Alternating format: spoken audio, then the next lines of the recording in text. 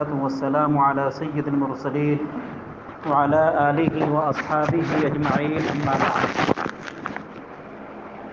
أعوذ بالله من الشيطان الرجيم بسم الله الرحمن الرحيم وما أنفقتم من شيء فهو يخلفه وهو خير الرازقين صدق الله مولانا العظيم عن ابی ہریرہ رضی اللہ تعالی عنہ قال قال رجل یا رسول اللہ ای الصدقہ اعظم اجرا قال النبی صلی اللہ علیہ وسلم ان تصدق وانت صحیح شحیح تخشى الفقر وتأمل الغنى ولا تمهل حتى اذا بلغت الحلقوم قلت لفلان كذا ولفلان كذا وقد كان لفلان او کما قال علیہ الصلاۃ والسلام۔ بزرگوں اور دوستوں، دینی اور اسلامی بھائیوں، انسانوں میں اللہ تعالیٰ نے دو طرح کے انسانوں کو پیدا فرمایا ہے جو کہ مشہور ہے۔ ایک طبقہ مالداروں کا کہلاتا ہے اور ایک طبقہ فقر و افلاس والا جو طبقہ ہے وہ کہلاتا ہے۔ اور اللہ تعالیٰ کا یہ بنایا ہوا نظام ہے کہ اللہ تعالیٰ کسی کو مال سے نوازتا ہے، زندگی کی معیشت عطا کرتا ہے، آرائش عطا کرتا ہے، اور کسی کی زندگی میں پریشانی ہے، تنگدستی ہے، فقر و فاقہ ہے۔ یہ اللہ کا بنایا ہوا نظام ہے۔ لیکن ان دونوں کی زندگی کس انداز سے گزرے، اللہ تعالیٰ نے اس کا بھی ایک نظام اور ایک سسٹم بنایا ہے۔ واقعی اگر انسان اس نظام کے مطابق اپنی زندگی گزارے تو دونوں کو زندگی گزارنے میں کوئی پریشانی نہیں ہو سکتی۔ ایک حقیقت یہ ہے کہ اللہ تعالیٰ جس کسی کو بھی مختلف انعامات سے نوازتا ہے، یہ اللہ کی بڑی نعمت ہوا کرتی ہے، لیکن اس کے ساتھ ساتھ ان کی ذمہ داری بھی اتنی ہی زیادہ ہوتی ہے۔ اگر اللہ تعالیٰ نے مالداری کی نعمت سے نوازا ہے، اوروں کے مقابلے میں اللہ نے مال دیا ہے، آسائش دی ہے، راحت و سکون کے اسباب مہیا کیے ہیں، تو صرف یہ خوشی کی چیز نہیں ہے، بلکہ واقعی انسان، عقل مند انسان وہ ہے جو اس کے تہ میں جائے اور اس کی گہرائی میں جائے کہ اللہ تبارک و تعالی نے یہ نعمتیں ہمیں کیوں دی ہے۔ کہیں نہ کہیں یہ بات ہے کہ اللہ تعالیٰ نے ہمارے اوپر اس سے بڑی ذمہ داری عائد کی۔ ہر انسان اگر اس اعتبار سے سوچے تو دنیا کی جو بھی پریشانی ہے اس کا خاتمہ ہو سکتا ہے اور لوگوں کی تنگدستی ختم ہو سکتی ہے۔ تو اللہ تعالیٰ نے جس کسی کو مال سے نوازا ہے، آرائش سے، راحت و سکون سے نوازا ہے، ان کی کچھ ذمہ داریاں بھی عطا کی۔ قرآن پاک کے مطالعے سے پتہ یہ چلتا ہے کہ اللہ جس کو مال عطا فرماتا ہے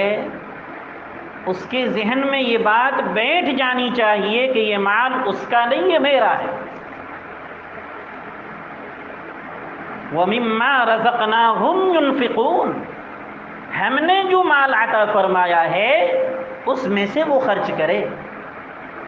عامتاً ذہنیت یہ ہوتی نہیں، ذہنیت یہ ہوتی ہے کہ یہ میں نے کمایا ہے، میری محنت ہے، میری تگ و دو ہے، میرے والد نے، میرے بڑوں نے بڑی محنت سے اور کاوشوں کے بعد جو ہے یہ نعمت ہمیں ملی ہے۔ اگرچہ وہ زبان سے نہیں کہہ پاتا ہے لیکن ان کا عمل، ان کے اعضاء و جوارح یہ بتلاتے ہیں یہ مال تو میرا ہے، میں نے محنت کی ہے، اس میں کسی اور کا حق کیسے متعین ہو سکتا ہے؟ یہ وہ ذہنیت ہے، یہ وہ سوچ ہے جس کی بنیاد پر بہت سارے خیر کے راستے مسدود ہو جاتے ہیں اور دروازے بند ہو جاتے ہیں۔ انسان چاہ کر کے بھی اس راستے میں خرچ نہیں کر پاتا ہے اور مال کا صحیح استعمال نہیں کر پاتا۔ قرآن نے ایک جگہ نہیں، متعدد جگہوں پر اس ذہنیت کو ختم کیا ہے، اس کی تردید کی ہے کہ اگر یہ ذہنیت پیدا ہو گئی ہے تو اس کو ختم کیجیے، یہ اچھی ذہنیت نہیں ہے، بلکہ خدا نخواستہ اللہ رب العزت کے سامنے ایک گویا کہ چیلنج ہے، جو انسان باور کرتا ہے کہ یہ مال تو میرا ہے، یہ ذہنیت پیدا کرنی چاہیے، یہ مال اللہ کا ہے، لہذا مال کے سلسلے میں اللہ نے جو نظام دیا ہے، اللہ نے جو سسٹم دیا ہے، اس کے مطابق ہمیں اس پر عمل کرنا، اور جب یہ ذمہ داری ہماری ہے تو یہ تو اللہ کی شان کریمی ہے، اللہ کی رحمت ہے کہ انسان جب مال کا صحیح استعمال کرتا ہے، اللہ کے راستے میں خرچ کرتا ہے، ضرورت مندوں کو دیتا ہے، تو پھر اللہ رب العزت اس پر بدلہ بھی متعین فرماتے ہیں، ورنہ اللہ رب العزت نے ذمہ داری دی ہے، ہمیں کرنا ہے، اور یہ بھی ہے کہ اللہ رب العزت ہمیں اس پر کوئی بدلہ نہ دے، لیکن نہ کرنے پر مواخذہ کرے، لیکن اللہ کی رحمت، اللہ کی شان کریمی یہ ہے کہ ہمیں نوازتا بھی ہے، وَمَا أَنفَقْتُم مِّن شَيْءٍ فَهُوَ يُخْلِفُهُ، جو کچھ انسان خرچ کرتا ہے اللہ اسے بدلہ عطا فرماتے ہیں، دنیا کے اندر بھی عطا فرماتے ہیں اور آخرت میں تو بالیقین عطا فرمائیں۔ اللہ کے نبی صلی اللہ علیہ وسلم نے حدیث قدسی میں یہ بات ذکر کی ہے کہ اللہ رب العزت بیان فرماتے ہیں، انفق یا ابن آدم انفق علیک، اے ابن آدم خرچ کرو، اللہ نے جو مال دیا ہے تم پر خرچ کیا جائے گا، اللہ کے خزانے کھول دیے جائیں گے، چاہے وہ دنیا کے اندر ہو یا آخرت کے اندر۔ میرے بزرگوں اور دوستوں، میں جو محسوس کرتا ہوں وہ یہ ہے کہ اللہ نے جس کسی کو مال دیا ہے، دولت دی ہے، بہت کم ایسے ہیں جو خرچ نہیں کرتے ہیں، اکثر لوگ خرچ کرتے ہیں لیکن صحیح جگہ پہ نہیں کرتے، صحیح مقصد کے ساتھ نہیں کرتے ہیں، صحیح نیت کے ساتھ نہیں کرتے ہیں۔ مثال کے طور پر شادی کا موقع آتا ہے، اس میں کسی سے کہا جائے خرچ کرنا ہے، خوب خرچ کریں گے، کبھی اکتائیں گے نہیں، اللہ نے اگر اسے مال سے نوازا ہے، اور اگر دعوت دینی ہو تو 1000 کے بجائے 2000 لوگوں کو مدعو کریں گے، اس میں کبھی کوئی کمی نہیں ہوتی۔ حالانکہ ہونا یہ چاہیے کہ اگر آپ لڑکی والے ہیں، مثال کے طور پر میں ایک مثال دے رہا ہوں، تو باراتیوں کا آنا اور مہمانوں کا آنا ممکن ہے کہ ایک مجبوری ہو، آپ ان کو خوب کھلائیے، اچھا کھلائیے، اچھی ضیافت کیجیے، ممکن ہے کہ آپ کی مجبوری، لیکن آپ جس کسی کو مدعو کر رہے ہیں اس میں تو آپ کا اختیار ہے، آپ 500 کو بھی مدعو کر سکتے ہیں، 250 کو بھی مدعو کر سکتے ہیں، کم سے کم لوگوں کو بھی مدعو کر سکتے ہیں۔ کیا ضرورت ہے کہ آپ 1000 کو ہی کریں؟ کیا ضرورت ہے کہ آپ 2000 ہی کا انتخاب کریں؟ کہا یہ جاتا ہے، جب کہا جاتا ان سے کیوں خرچ کر رہے ہیں تو کہہ رہے ہیں اپنے اوپر کچھ تھوڑے نہ خرچ کر رہے ہیں، لوگوں ہی کو تو کھلا رہے ہیں۔ میرے بزرگوں دوستو، ایسے لوگوں سے میں بڑی منت اور سماجت کرتا ہوں میرے بزرگوں، کہ اگر آپ خرچ کر رہے ہیں، آپ کا مقصد اگر صحیح ہوتا تو آپ ان غریبوں کو بھی پوچھ لیتے جو روٹی بوٹی کے محتاج ہیں، جو ایک وقت کھاتے ہیں، دوسرے وقت کے لیے در در کی ٹھوکریں کھاتے ہیں۔ کتنی دعوتیں ایسی ہوتی ہے، کتنی تقریب ایسی منعقد ہوتی ہے کہ دور دور تک کے مالداروں کو پوچھ لیا جاتا ہے، پڑوس کے غریبوں کو چھوڑ دیا جاتا ہے۔ اللہ کے نبی صلی اللہ علیہ وسلم نے کہا، ارشاد ذکر کیا کہ بدترین کھانا اور ولیمہ وہ ہے جس میں مالداروں کو تو مدعو کیا جائے لیکن غریبوں کو سائڈ کر دیا جائے۔ یہی صورتحال ہے، یہی حقیقت ہے۔ آپ خرچ تو کر رہے ہیں، ہم خرچ تو کر رہے ہیں، لیکن نیت صحیح نہیں ہے، مقصد درست نہیں ہے۔ اگر مقصد درست ہوتا تو ان غریبوں کو بھی پوچھ لیا جاتا، ان بیواؤں کو بھی پوچھ لیا جاتا، ان مطلقہ کو بھی پوچھ لیا جاتا، اور ان لوگوں کو پوچھ لیا جاتا جو یقیناً جب رات کا کھانا کھاتے ہیں تو دن کے کھانے کے لیے محتاج ہو جاتے ہیں، اور دن کا کھانا اگر ملتا ہے تو رات کے کھانے کے لیے محتاج ہو جاتے ہیں۔ کتنے ایسے لوگ ہیں جن کو سونے کے لیے گھر نہیں ہے، بستر نہیں ہے، وہ چاہے وہ رات کی کڑاکے کی ٹھنڈک ہو یا شدت کی گرمی ہو، وہ کہیں فٹ پاتھ پہ سو جاتے ہیں، پتہ نہیں ان کے کھانے کا انتظام کیسے ہوتا ہے۔ ایک انسان وہ ہے جس کو کچھ دیا ہی نہیں ہے، وہ بہرحال چاہ کر کے بھی انتظام نہیں کر سکتا، لیکن ایک انسان جب 2000 کا انتظام کر سکتا ہے، 1000 کا انتظام کر سکتا ہے، کیا بڑی بات ہوتی کہ آپ کا پیسہ، آپ کا روپیہ، آپ کی مالداری، آپ کی تگ و دو، آپ کی کوشش صحیح جگہ پہ خرچ ہو۔ یہ مقصدیت کی کمی ہے۔ آپ نے ڈھیر ساروں کو کھلایا، کیا اجر ملا؟ بیٹیوں کی شادی کے تعلق سے کوئی تقریب منعقد کرنا شریعت مطہرہ میں اس کی کوئی نظیر ہے ہی نہیں۔ جو شریعت کے بارے میں یہ بات کہی جاتی ہے کہ کوئی ایسی بات ہے نہیں جس کو نہ ذکر کیا گیا ہو، لیکن کوئی نظیر، کوئی مثال نہیں ملتی کہ لڑکیوں کی شادی کی گئی ہو اور اس مناسبت سے کوئی تقریب جو اتنے بڑے خرچ کے ساتھ، بلکہ معمولی خرچ کے ساتھ بھی اس طرح کی کوئی تقریب منعقد نہیں۔ یہ ہماری اپنی خود ساختہ تقریب ہے،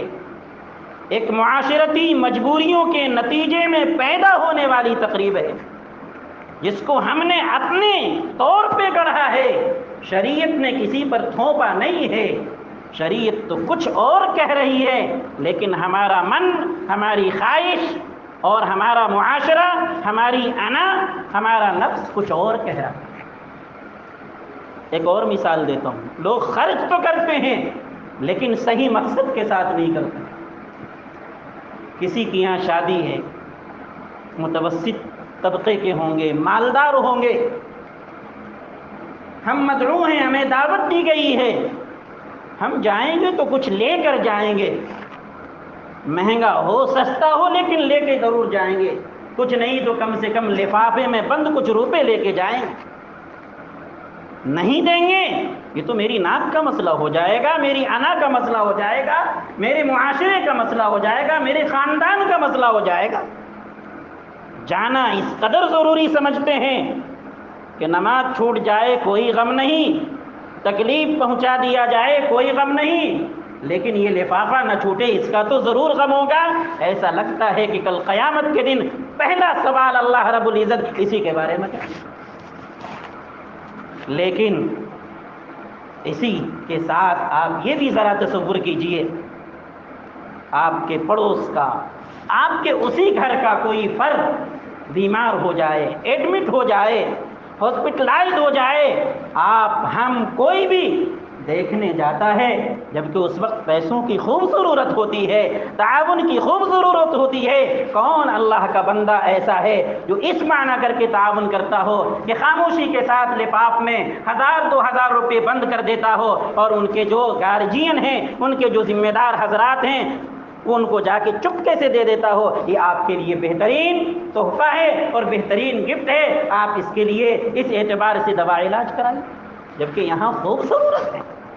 شادی بیاہ میں تو انسان ویسے ہی کروڑوں کا خرچ کرتا ہے، ہمارے 500 روپے 1000 روپے دینے سے کوئی فرق نہیں پڑتا ہے، لیکن اگر آپ، کوئی مریض ہے، مرض میں مبتلا ہے، پیسے کی بنیاد پر اگر ان کا علاج و معالجہ نہیں ہو رہا ہے، یہ ہماری ذمہ داری ہے۔ مشاہدے کی بات ہے، تجربے کی بات ہے، محسوسات کی دنیا کی بات ہے کہ کتنے لوگوں کا علاج اس لیے نہیں ہوا، ڈاکٹر نے کہا کہ آپ کے پاس اتنے پیسے ہیں تو میں آپریشن کروں گا، اور اگر نہیں ہے تو آپ لے کے جائیے، کچھ دیر کے بعد اس کا انتقال ہو جاتا ہے۔ ایسی مالداری پر افسوس ہے کہ اگر ہم نے اس میں سے 1% بھی خرچ کر دیا ہوتا تو ان کی جان بچ جاتی۔ کیا کل قیامت کے دن وہ کھڑا نہیں ہوگا اور اللہ رب العزت سے کہے گا نہیں کہ ان کے پاس اتنے پیسے تھے،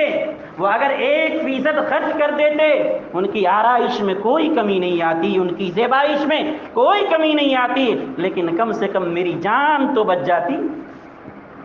کتنی عورتیں ایسی ہیں جو زناکاری پر مجبور ہیں، بدکاری پر مجبور ہے، رات کہیں گزارنے پر مجبور ہے، اس لیے کہ اس کا کوئی صحیح انتظام، صحیح انتظام کرنے والا نہیں ہوتا۔ ہم کیسے مالدار ہیں، ہم کیسے عقل مند ہیں کہ اپنے محلوں میں رہتے ہیں، لیکن غریبوں کی، مفلسوں کی، فقیروں کی، بیواؤں کی، مطلقہ کی کوئی لسٹ ہمارے پاس نہیں ہے۔ میرے بزرگوں اور دوستوں، یہ غور کرنے کی بات ہے اور اپنے دل سے پوچھنے کی بات ہے، کیا اللہ نے یہ آسائش، راحت و سکون کے اسباب اس لیے ہمارے لیے متعین کیے ہیں کہ ہم تو بہت اچھی نیند سو لیں اور بہت نرم گداز بستر پر سونے، اور پڑوس کی ایک عورت محض پیسے کی لالچ میں کسی اور کے سامنے اور کسی اور کے بستر پہ رات گزار دے اور ہمیں اس کی اطلاع بھی نہیں؟ جبکہ اللہ کے نبی صلی اللہ علیہ وسلم نے یہ بات بھی ذکر کی ہے، هل ترزقون وتنصرون الا بضعفائکم، ہماری مالداری، ہماری آرائش، ہماری زیبائش، ہمارے راحت و سکون کے اسباب اس لیے ہیں کہ اللہ نے کمزوروں کو پیدا کیا ہے، اگر یہ نہ ہوتے اللہ تمہیں مال بھی عطا نہیں فرماتا، اس لیے عطا کیا۔ صرف زکوٰۃ کا دے دینا، صدقات واجبہ کا دے دینا یہی کافی نہیں ہے، زکوٰۃ کے علاوہ بھی مال میں حق ہے، اور ان جیسے لوگوں کا حق بطور استحباب کے نہیں ہے، بطور واجب کے نہیں ہے، فرض عین کے درجے میں ہے۔ ہماری ذمہ داری ہے کہ ہم ڈھونڈیں، ٹٹولیں کون محتاج ہے، کون غریب ہے، کون مفلس ہے۔ ہمیں معلوم رہتا کہ کون مالدار ہے، ہمیں معلوم رہتا کہ ان کی بلڈنگ اچھی ہے، ہمیں معلوم رہتا ہے کہ ان کے گھر کا فرد دبئی میں رہتا ہے، ہمیں یہ معلوم رہتا ہے کون سعودیہ میں رہتا ہے، لیکن ہمیں یہ معلوم نہیں ہے کہ اس کے گھر کا چلانے والا کون ہے، ہمیں یہ معلوم نہیں رہتا ہے کہ آج ان کے روٹی بوٹی کا انتظام ہے یا نہیں۔ میرے بزرگوں، دوستوں، ذرا تنہائی میں سوچیں، ذرا تنہائی میں سوچیں، مرنا سب کو ہے، ہمیں بھی ہے، آپ کو ہے، سب کو ہے، جو ضرورت مند ہیں انہیں بھی ہے، جو مالدار ہیں وہ بھی ہیں، جو میڈل کلاس کے وہ بھی ہیں۔ یہ مال کوئی لے کر نہیں جائے گا،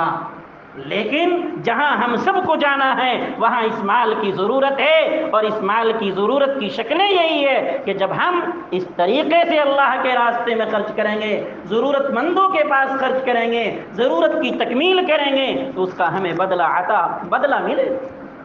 اللہ کے نبی صلی اللہ علیہ وسلم بیان فرماتے ہیں، ما من یوم یصبح فیہ العباد الا ملکان ینزلان فیقول احدہما اعط منفقا خلفا ویقول الآخر اعط ممسکا تلفا، کہ جو کوئی انسان کسی دن اللہ کے راستے میں خرچ کرتا ہے، کسی ضرورت مندوں کی ضرورت کی تکمیل کرتا ہے، کسی کے ساتھ داد رسی کا معاملہ کرتا ہے، کسی کے فقر و افلاس کو دور کر دیتا ہے، ان کا ہاتھ بٹا دیتا ہے، دو فرشتے آتے ہیں، ان میں سے ایک کہتا ہے، اے اللہ جس نے خرچ کیا ہے اسے آپ بہترین بدلہ عطا فرمائیے، وَيَقُولُ الْآخَرُ اللَّهُمَّ أَعْطِ مُمْسِكًا تَلَفًا، اور جس نے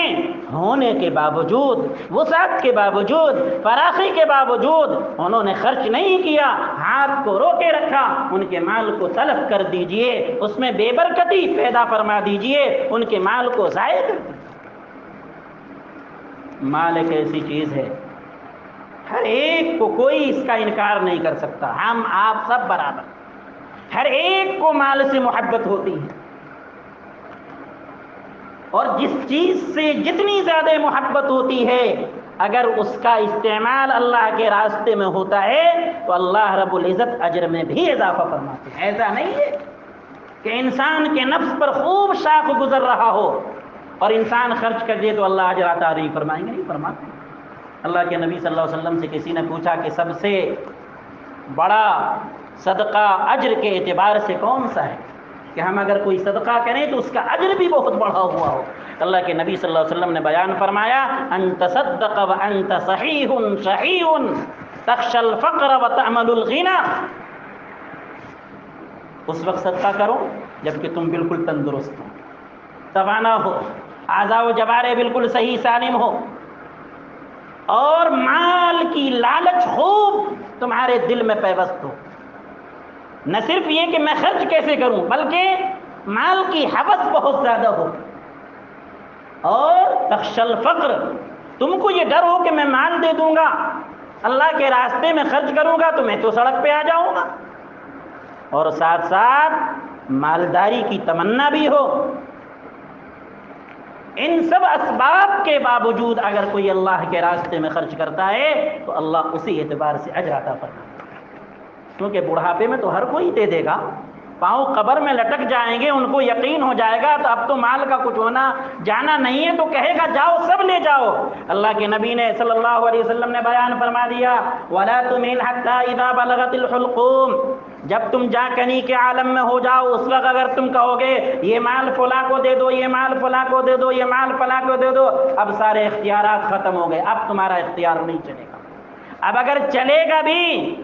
تو بس 1/3 مال میں،